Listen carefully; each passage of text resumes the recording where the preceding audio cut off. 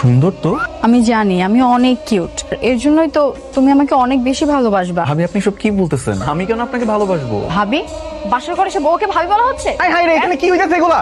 মা, বাবা, এই তুই আমার বাসর ঘরে কি করতেছস? এই বাসর ঘরে বেবে চিৎকার করে এক আমি আইসা দেখি হারামিটা আমার বাসর ঘরে বিছানার উপরে। মানে কি? আমি আবার কি? তুমি আমার বউ আর ও আমার ছোট ভাই। আমি কি জানি যে তোমার একটা যমজ ভাই আছে?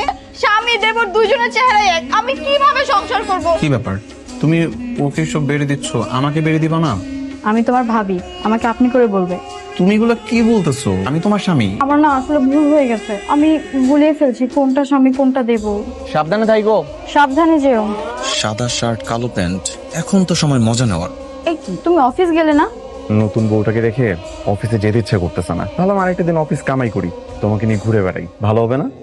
খুব ভালো করেছো। আমার যে কি শান্তি লাগতেছে। কেন? কেন আবার? নতুন বউ নিয়ে রিক্সায় চড়ে ঘুরতে বেরোইছি, ভালো লাগবে না? কি ভাই, আমাদের দুইজনকে একসাথে অনেক সুন্দর মানাইছে না? নতুন বউ আমার। আরে হইছে, থামো তো, এবার বললো না, আমার লজ্জা লাগতেছে। কি রে ইমরান, তুই আমার বউর সাথে রিক্সা কি করস? ভাবলাম সুন্দরী মেয়ে নিয়ে একটু ঘুরতে বের হই, একটু ঘুরে ঘুরে ভাব নেই, এর জন্য আর কি। মানে তুমি ইমরান? জি ভাব, আজকে বাসায় চল তুই।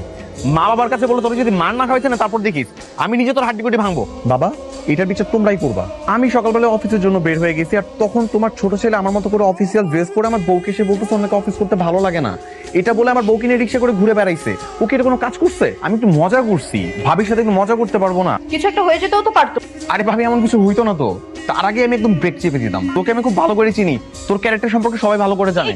ওয়েট, আগে বলো তুমি রায়ান নাকি ইমরান? আরে কি বলতেছো তুমি? আমি রায়ান, তোমার হাজবেন্ড। তুমি আমার থেকে দূরে থাকবা, আমি তোমাকে বিশ্বাস করি না।